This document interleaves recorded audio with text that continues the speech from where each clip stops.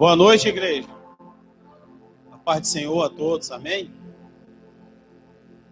Amém.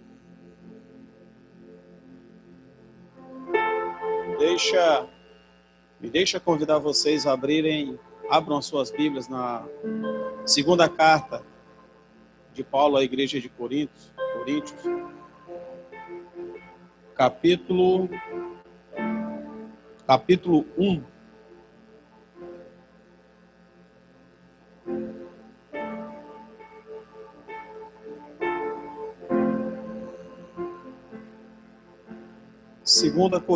Capítulo 3, desculpa, vira. 2 Coríntios, capítulo 3, a partir do verso 14.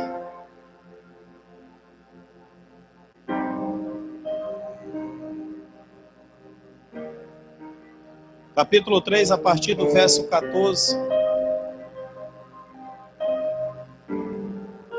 Nós vamos ler até o 18. Quem achou vai dando glória aí. Glorifica.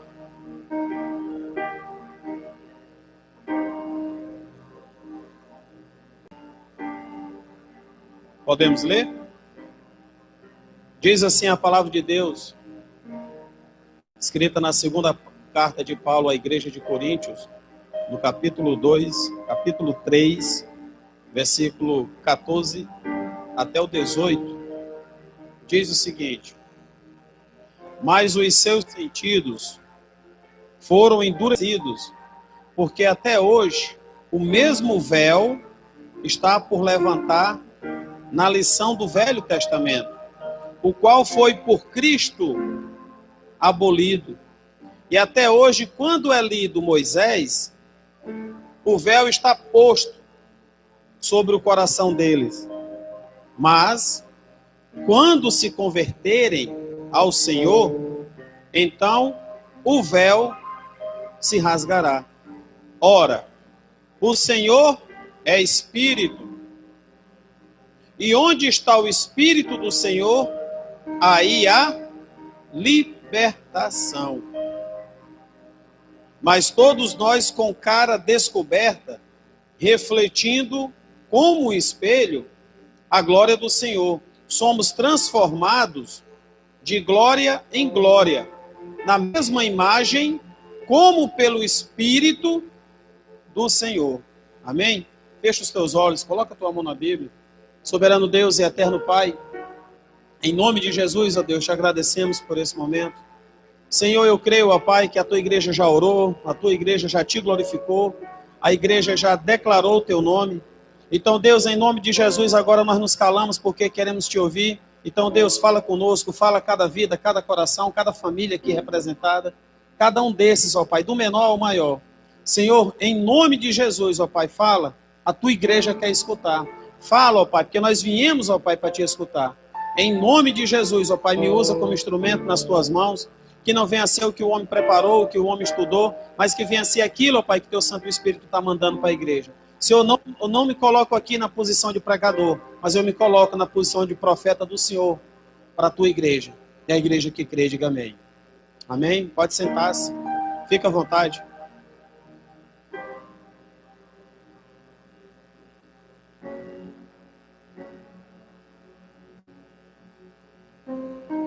O verso 17 diz que, ora, o Senhor é Espírito, e onde está o Espírito, aí há libertação, ou em algumas traduções, liberdade. Paulo, quando ele estava falando à igreja de Coríntios, Paulo ele estava fazendo uma alusão, uma comparação à lei mosaica,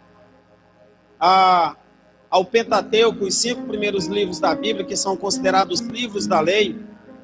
Esses 5 livros têm, para a cultura judaica, tem um poder e uma referência tão grande, que esses 5 livros tanto estão na Bíblia, no Torá, como também no livro islâmico.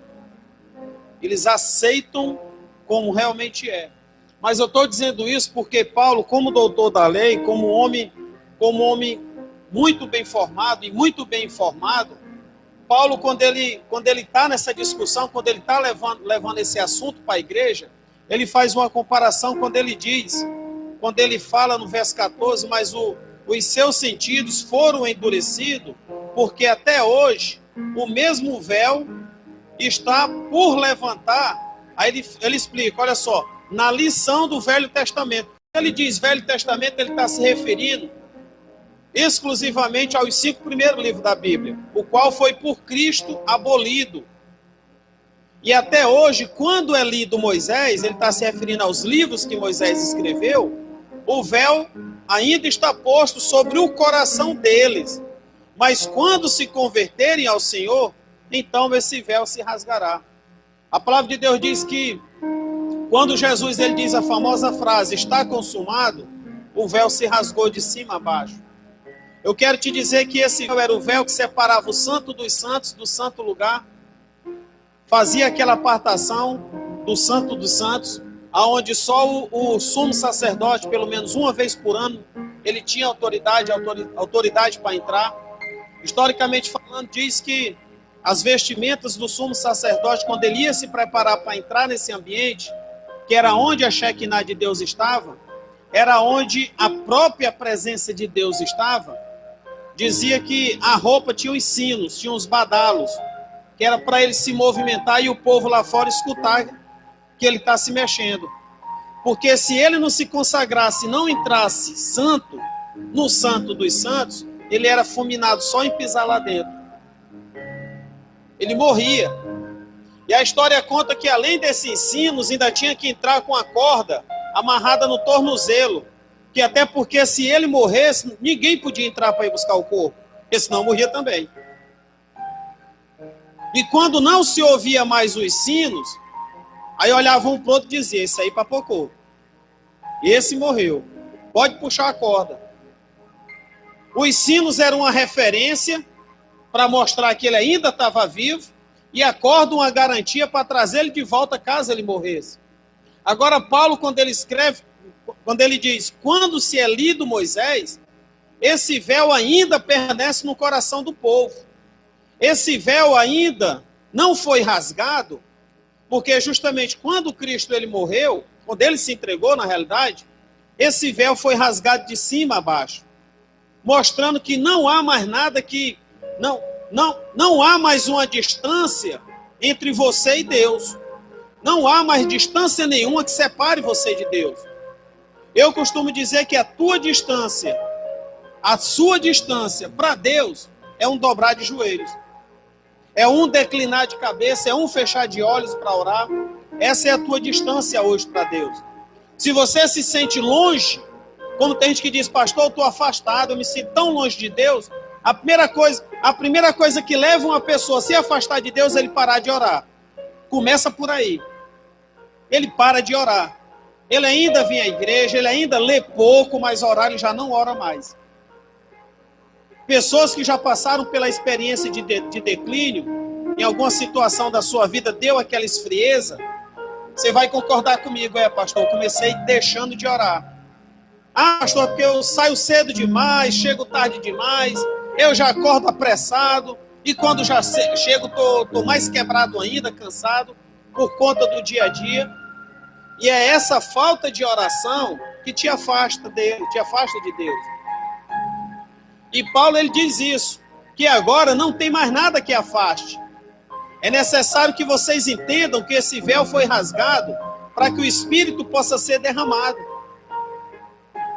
E ele chega a dizer que hoje nós entramos na presença de Deus com o rosto descoberto. Ele está fazendo o povo lembrar de que quando Moisés subiu ao monte, que ficou face a face com Deus, a palavra diz que quando ele desceu, o semblante dele, o rosto dele brilhava, que ninguém conseguia olhar para a cara dele. Foram lá e jogaram uma toalha, um pano sobre o rosto dele, porque não dava para olhar, para encarar Moisés naquela situação. E Paulo aqui ele diz, hoje nós entramos na presença de Deus e conseguimos receber a sua glória e permanecemos com o rosto descoberto. Verso 18, mas todos nós com a cara descoberta, refletindo como um espelho a glória do Senhor. Porque a comparação que foi dada a Moisés É como você pegar um espelho e colocar na posição que ele reflita o sol, que você não consegue olhar. Assim era o semblante de Moisés quando ele desceu. Só que agora Paulo diz, agora nós temos essa glória sobre as nossas vidas. O derramar foi feito sobre as nossas vidas e hoje nós estamos com o rosto descoberto. Atos capítulo 2, do verso 2 a 14, diz o seguinte: e de repente veio do céu um som como de um vento impetuoso, viamente impetuoso, e encheu toda a casa em que estavam assentados. E foram vistas por eles línguas repartidas como que fossem fogo, as quais pousaram sobre cada um deles. E todos foram cheios do Espírito Santo e começaram a falar outras línguas, conforme o Espírito Santo lhes concedia que falasse. Jesus, quando ele partiu, ele deu uma promessa: eu vou, mas eu vos enviarei o Consolador. Eu vou, mas eu não os deixarei órfãos. Vocês não vão ficar só. Eu ainda vou continuar com vocês. O Espírito vai continuar com vocês. E no capítulo 2 do livro de Atos, o cumprir dessa profecia. A palavra diz que o Espírito Santo foi derramado sem medida. A palavra diz que o Espírito Santo foi derramado sobre toda a carne que ali estava. Mas nem todos foram cheios. A palavra diz que quando nós ouvimos o Evangelho da Graça e temos nele crido, eu gosto da tradução, e tem nele fé, foste selado com o Espírito Santo da promessa.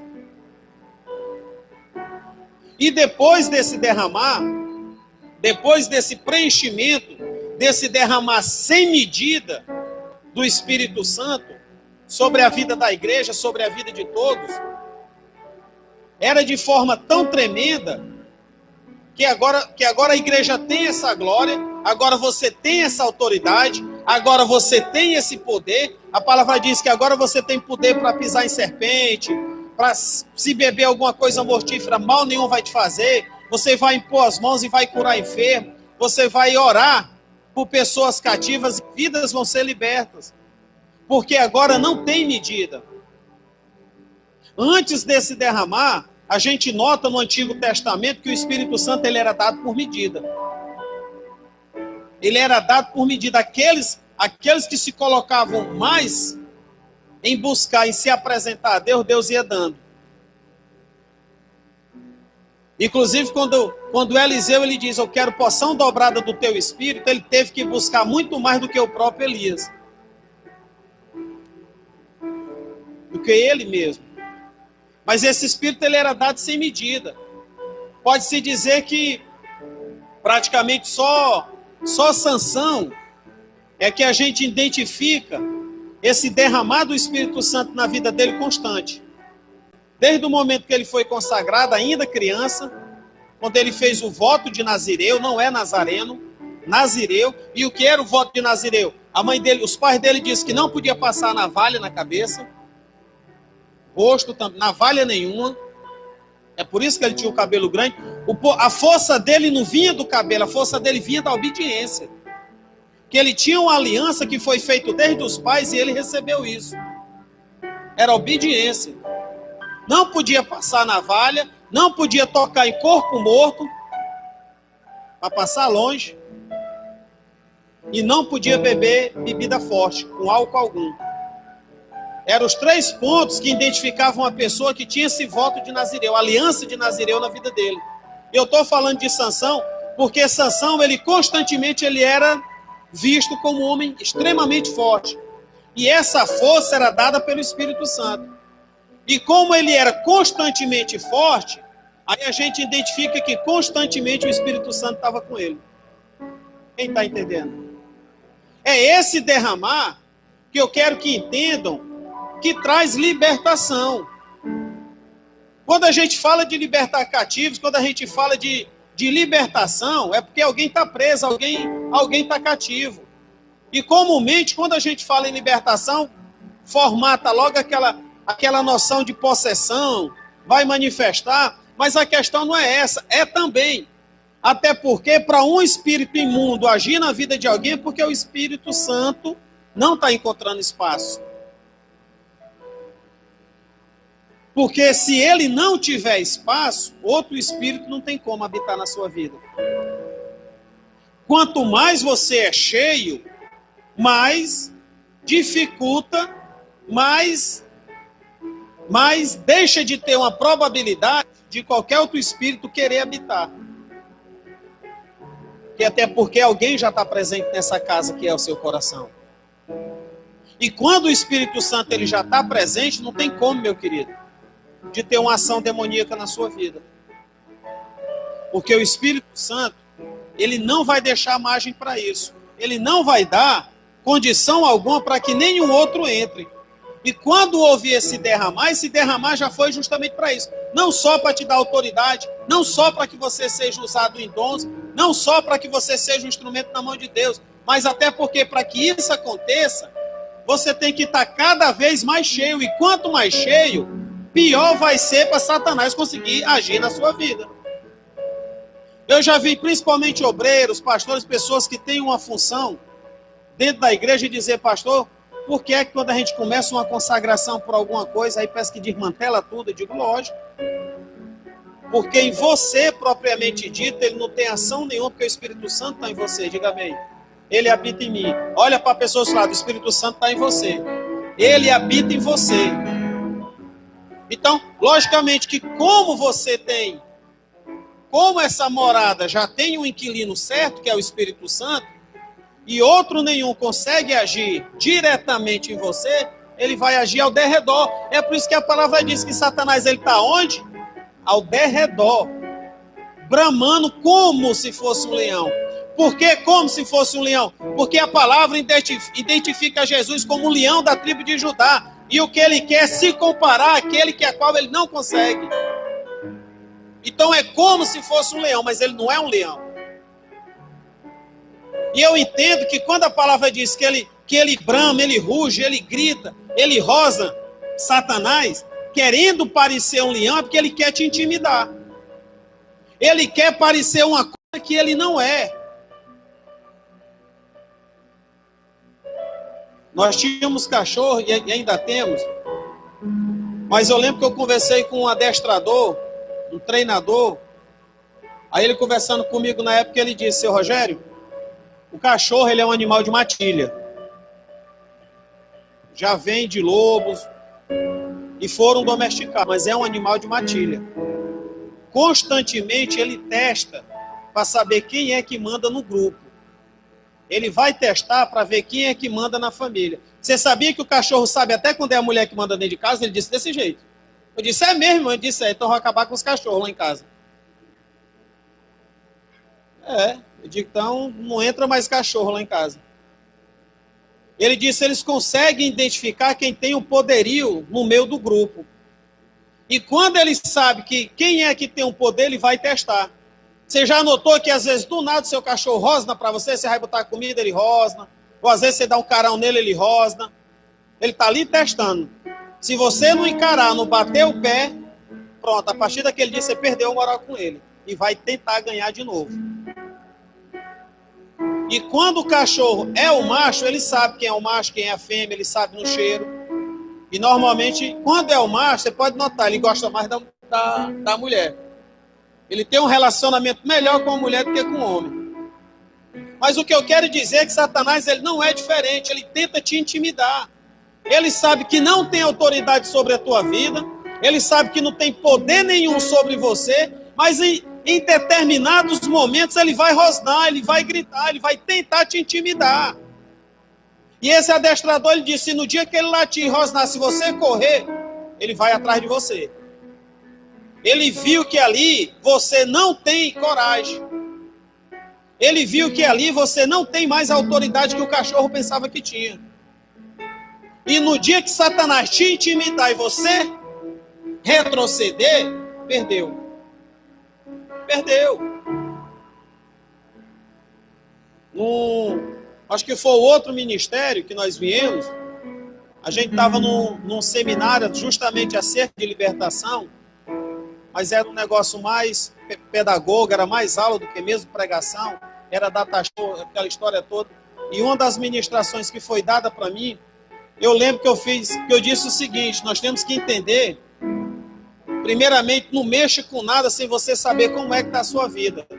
E se você sabe como é que está a sua vida, não deixe entrar dúvida, que na hora que entrar dúvida você se afoga.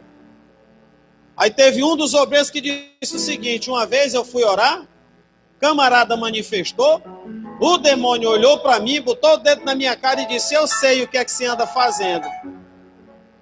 Aí ele disse que se intimidou. E automaticamente ele foi agredido. Aí eu fui e disse: meu querido, mas você não estava bem? Você estava com algum problema e foi mexer com o que era no bem? Ele disse: não, pastor, estava bem, estava orando, estava jejuando. Eu digo: pois é, ele jogou verde e tu comeu. Ele jogou dúvida no teu coração.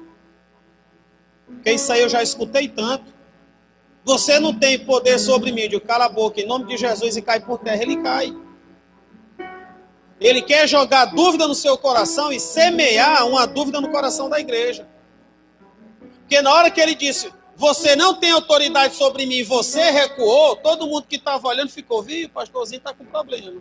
Isso daí não está bem com Deus, não. Pronto, você já deu prestígio até com a igreja. Ele foi e disse: foi mesmo, pastor. Eu digo: pois é. Se eu sei como é que está a minha vida e você que está a sua, meu amigo, eu lhe digo uma coisa: ele é o pai da mentira. E não espere que ele vai dizer que vai sair alguma coisa bonita da boca dele, não. Não ache disso. Porque é esse derramar que iniciou-se lá em Atos que te dá essa certeza e essa garantia.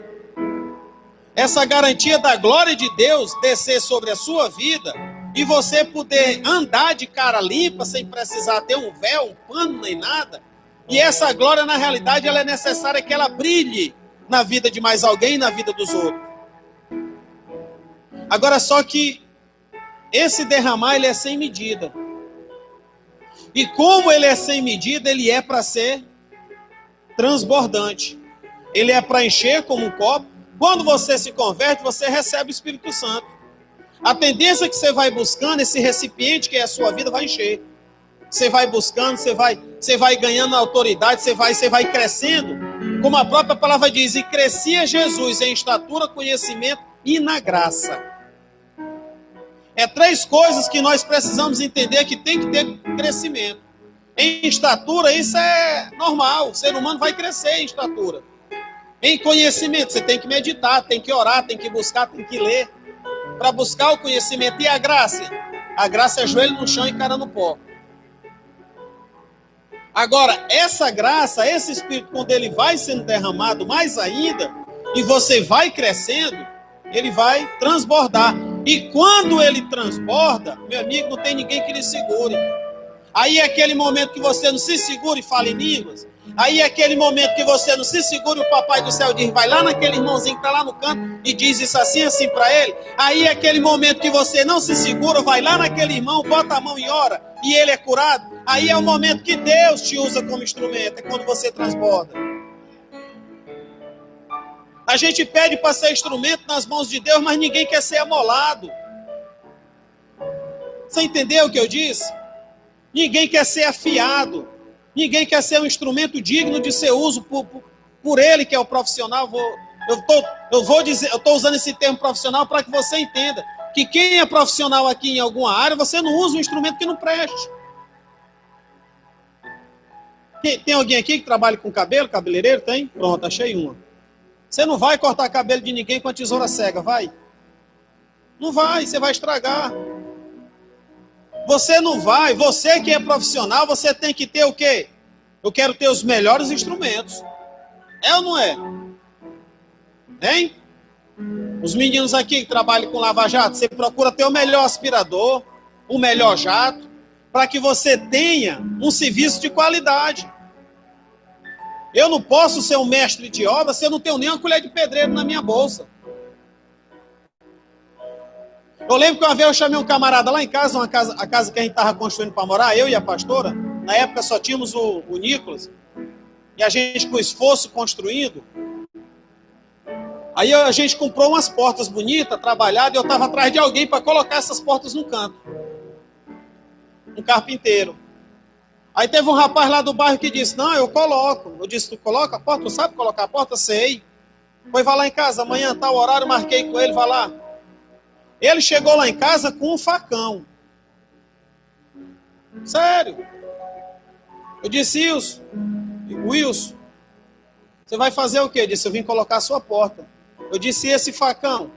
Não, porque às vezes a porta não encaixa, a gente tem que... Eu digo, mas não tem um aparelhozinho, um negócio que faz isso? Não, mas não se preocupe não, com o facão tá bem certo. Eu digo, meu querido, vá para casa. Ele não passou confiança para mim. Eu digo, não mexa na porta não. Não tem condições não. Não, mas deixa eu fazer que você vai ver. Não, perdeu, não confio mais, não tem como você fazer mais nada aqui. Não tem como você fazer alguma coisa para Deus se não estiver preparado. Eu detesto, odeio, tenho raiva, me chateio e me zango. Até cantei. Quando a pessoa diz, irmão, se Deus usou a burra, vai usar o irmão, usa quem Deus quer. Eu digo, não é assim não, meu querido. A vontade de Deus é usar os homens. Até os anjos do céu, a palavra diz que almejam pregar o evangelho, mas isso foi dado aos homens. O homem é que é chamado de profeta de Deus e profetiza na Bíblia. O único momento que você vê um burro ser usado como profeta é porque não tinha outro homem lá naquele local. Se você não tiver lá para falar, aí Jesus diz, as pedras falam, Pedro. As pedras só falam quando o homem não falar mais. O burro só fala quando o homem for ausente. O único profeta que tinha ali era Balaão. E estava todo torto com Deus, em pecado, fez maior besteira. Mas Deus queria falar com ele. Vai ser tu mesmo, burro. Diz para ele aí. É simples. Mas o instrumento de Deus, nas mãos de Deus, é você. Olhe para a pessoa lá e diga, meu irmão, Deus quer te usar. Deus quer fazer você vitorioso. Deus quer te encher do Espírito, quer te libertar, para te usar, libertar outros. Deus não vai estar chamando cachorro, jumento, animal aí fora, não. É você. É você. Nós somos a primazia da criação. Você é o melhor do que Deus fez. A Bíblia diz que o homem, a criação de Deus, é superior a qualquer ser celestial. A palavra diz que os anjos de Deus foram feitos para serviço da igreja. Diga, eu sou o melhor de Deus. É você. É você. Deus não fez o homem para a terra, para a criação. A palavra diz que toda a criação foi feita para ele. Deus preparou tudo. É aquele pai, como eu já falei por várias vezes, que compra aquele, sei lá, aquele melhor apartamento na beira-mar, ajeita, coloca tudo do bom e do melhor dentro, Rosa, imagina. Tudo do bom e do melhor. E ainda diz, a geladeira aqui não seca não. O que você quiser está dentro dela. Você abre, pode estar lá só uma caixa de leite, só tem uma. Você abre e fecha. Quando você for abrir para colocar o leite de volta, já tem outra caixa lá dentro.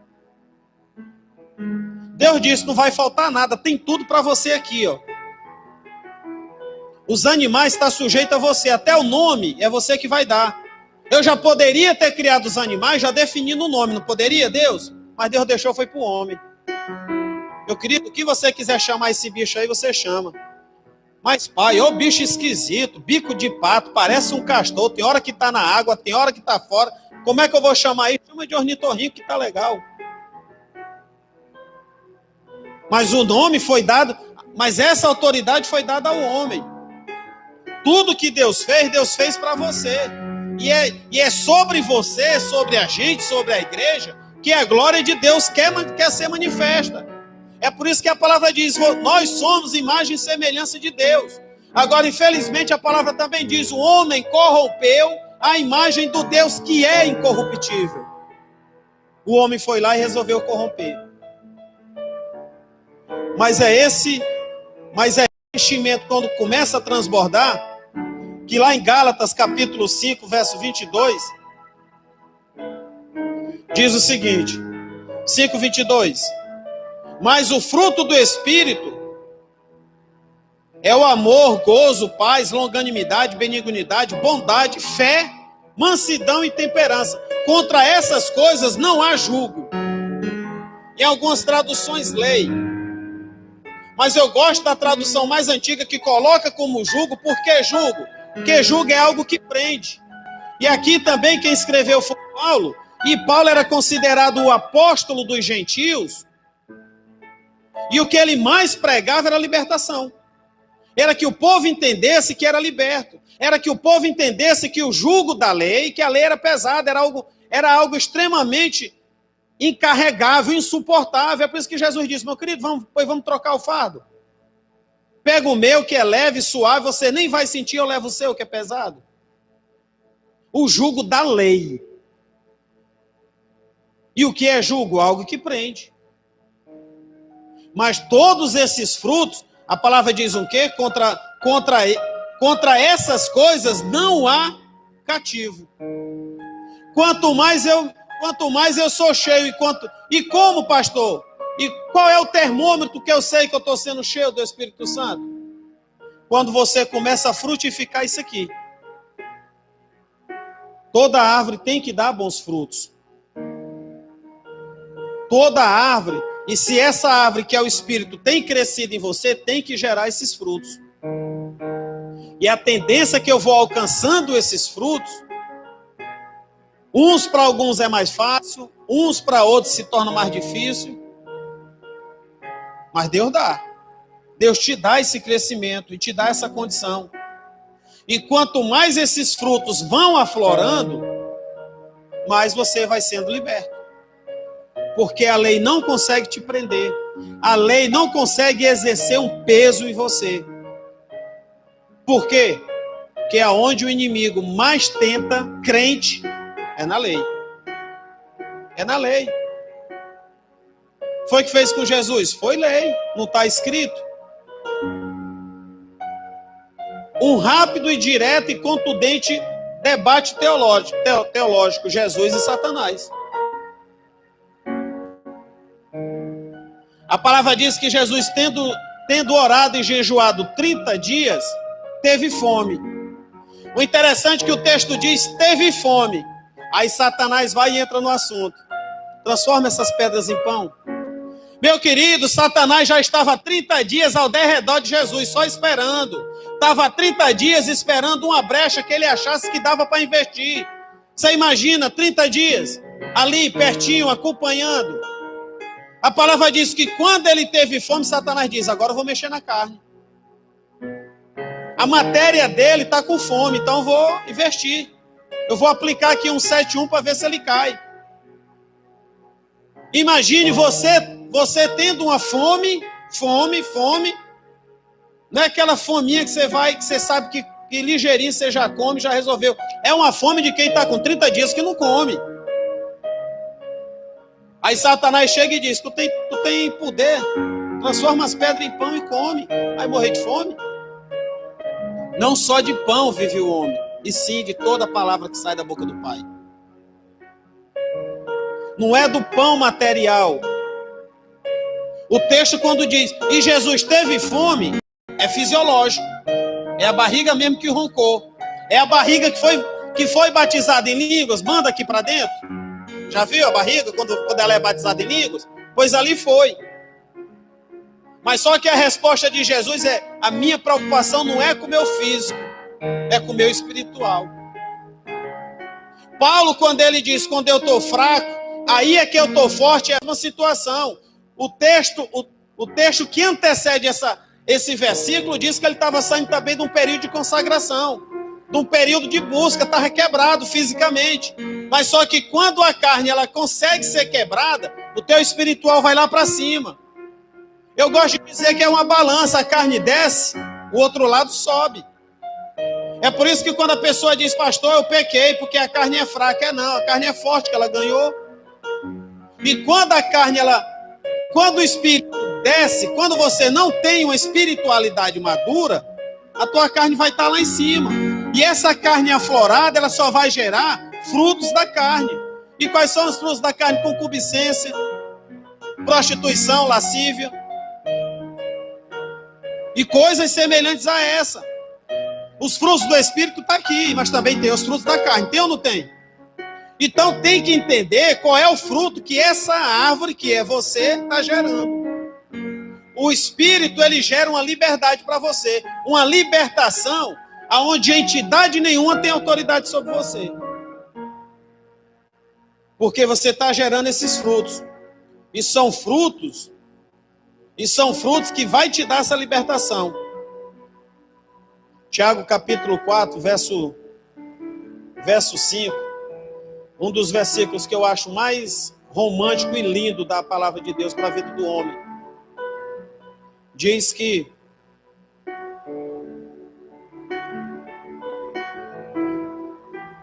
diz o seguinte: ou cuidais vós em que em vão diz a Escritura. Tiago vai citar algo que já foi escrito. O Espírito que em nós habita tem o que, igreja? Quem acompanhou aí? O Espírito que em nós habita tem ciúmes.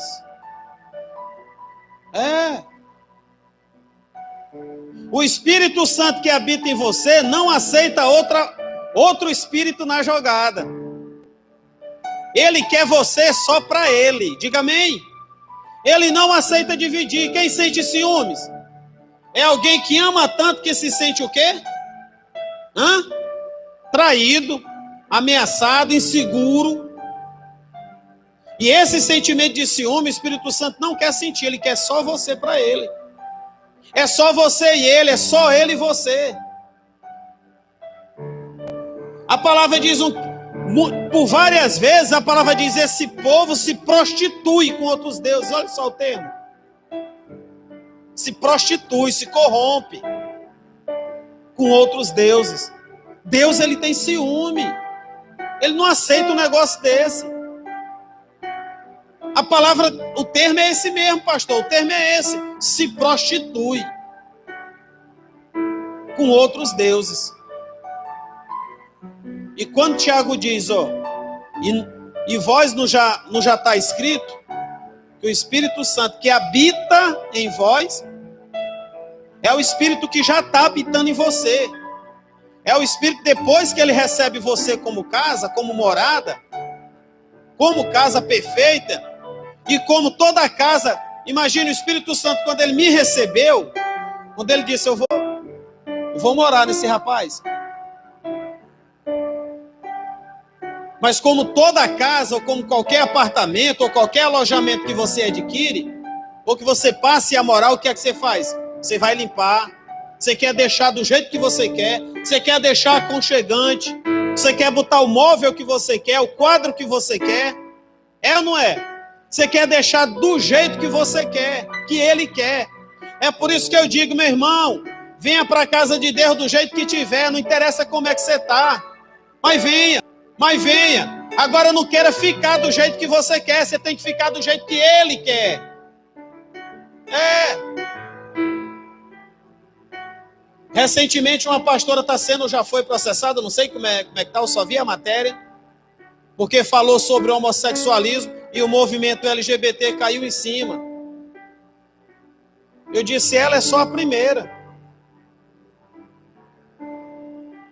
Porque confrontou, disse que é pecado e hoje tudo... Eu fui de só estou que passa ali na Zé Basto, depois das 8 horas é travesti nu, não é seminu mais não, é nu. Eu deixei de andar no Dragão do Mar porque eu não aguentava mais aquilo. Era um local que eu gostava de ir com os meninos quando era novo. Eu digo, rapaz, não venho mais não. Não venho. Mas não existe lei para aquilo ali. Não existe. Não existe atentado ao pudor. Não existe vilipêndio. Não existe mais nada. Agora, para um pastor, porque ele falou, tem que ser processado. Tem que ser preso. Manda matar logo. Jesus está voltando, igreja. Caiu os sinais. Jesus disse, vai ter mais misericórdia nos tempos de Noé e para Sodoma e Gomorra do que para essa geração que vai vir. Para essa geração que vai vir.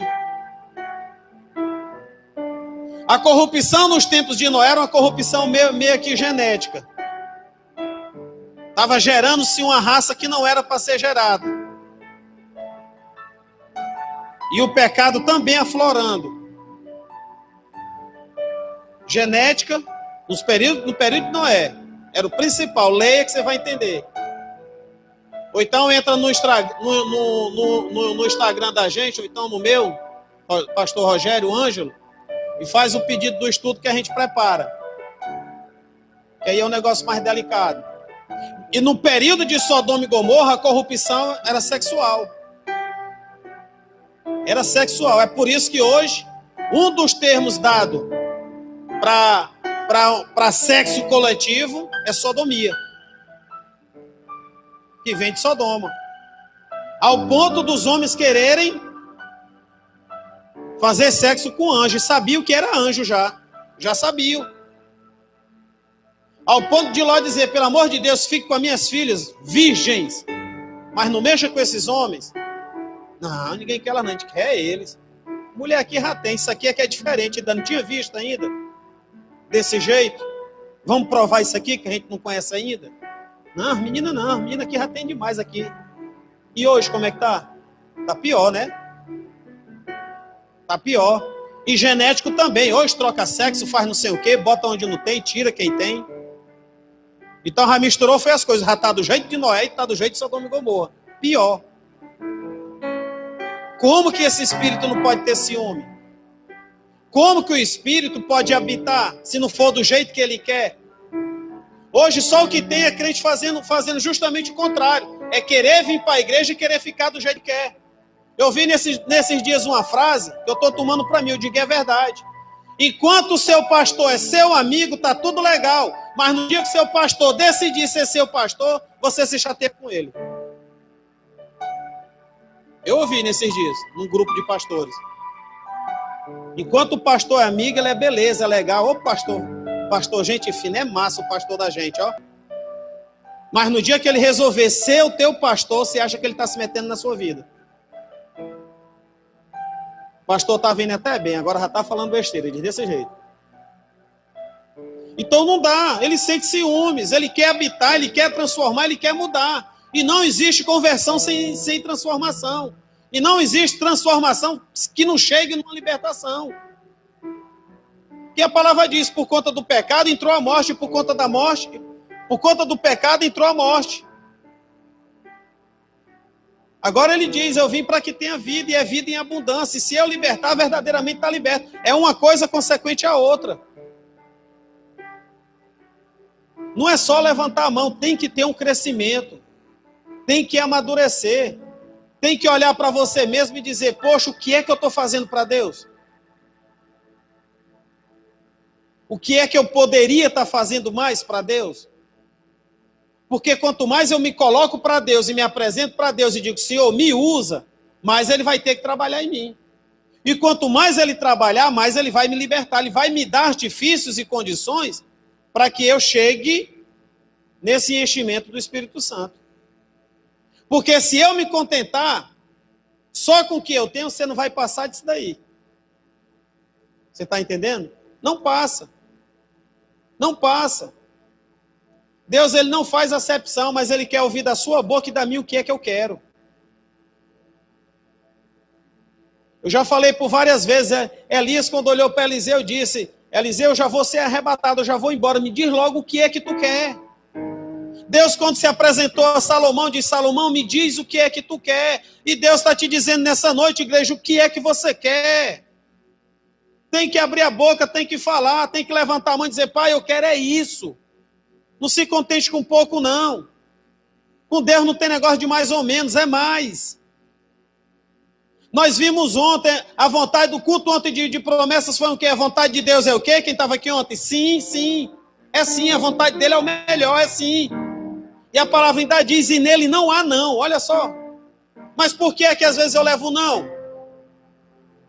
Porque não está pedindo direito. Não tem porque não pede. Quando pede, pede mal. Para quê? Só para você. Só para você. Ainda em Gálatas 5,13. Eu quero te dizer uma coisa que diz que me inchar aqui. Pronto. Gálatas 5,13 diz o seguinte: porque vós, irmão, fostes chamados a quê? A liberdade. Vós, irmãos, foi chamado para quê? Você está aqui, olha para a pessoa, meu irmão, você está aqui hoje é para ser liberto. Você está aqui hoje é para perder o jugo. Vós, irmãos, olha só o que Paulo diz. Porque vós, irmãos, foste chamado para a liberdade. E não useis, então, da liberdade que o Senhor vos dá, para dar ocasião à carne, olha só. Para dar ocasião à carne.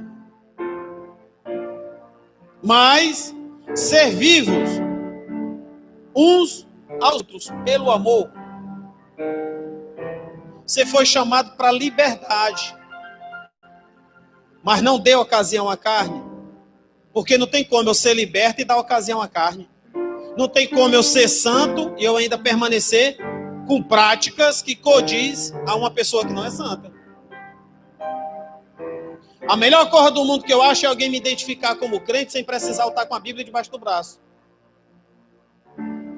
A melhor coisa que tem é alguém me identificar como pastor sem eu precisar dizer que sou pastor. Sem precisar dar carteirada. Ah, sou pastor.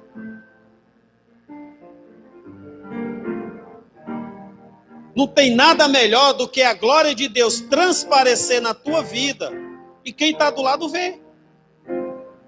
Vê mansidão, domínio próprio, vê os frutos do Espírito em você, vê amor.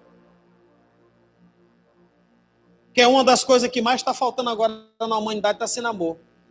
Ninguém ama mais ninguém. E está tão assim que o ser humano atualmente nem a si mesmo ele está se amando. E é por isso que o índice de suicídio só faz aumentar. Nem a si mesmo o povo está se amando mais. Mas, irmão, vós foste chamado para a liberdade. Agora não dê ocasião à carne. Pelo contrário, sirva uns aos outros em amor. Fica de pé agora. Entenda que ele quer sim te encher. E a tendência é que esse vaso, quem aqui é vaso para a honra? Vaso nas mãos do Senhor. A palavra fala de dois tipos de vasos. Alguns são chamados de vasos para a honra e outros para a desonra. Você escolhe em que prateleira você vai ser colocado. Se na prateleira de Deus como vaso para a honra ou se na prateleira de Satanás como vaso para a desonra. Agora só que como vaso tem que ser cheio, tem que ser preenchido. E é até lei de física, dois corpos não ocupam o mesmo espaço. A tendência que o Espírito vai te encher é a tendência que qualquer outro que queira agir na tua vida tem que ir embora, não pode ficar. Não pode ficar.